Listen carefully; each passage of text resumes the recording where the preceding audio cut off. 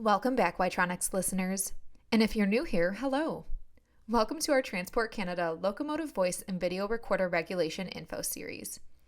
Each week, we take a deep dive into a specific section of this upcoming regulation and make it a little bit more easily digestible.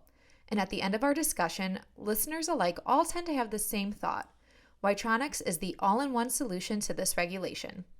Today we're going to review the technical requirements outlined in the LVVR regulation. But before we do, let's highlight a very important date, September 2nd, 2022.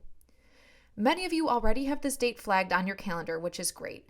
But for those of you who don't, it's not too late, but now is the time to make your plan and act on it.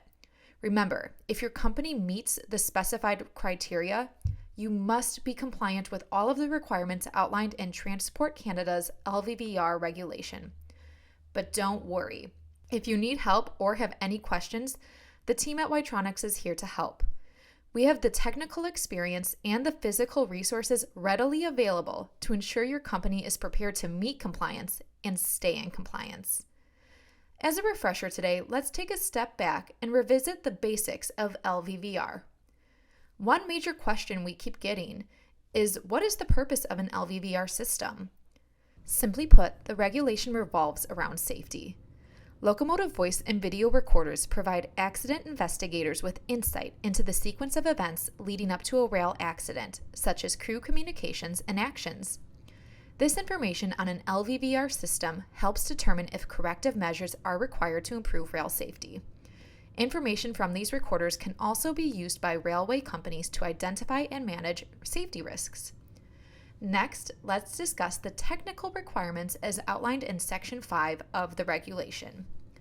A company must ensure that an LVVR system is equipped with at least one crash-protected memory module, continuously records voice and video data from the time the controlling locomotive engine is turned on until it is turned off, does not record data when the controlling locomotive engine is turned off, stores 48 hours of data on at least one crash-protected memory module, automatically and permanently erases from any crash-protected memory module any data that the most recent 48 hours of data that it was stored by any of the LVVR system on the module, is equipped with an alternate power supply or with a controlled shutdown feature that allows for a complete shutdown of the LVVR system in the event of a power interruption.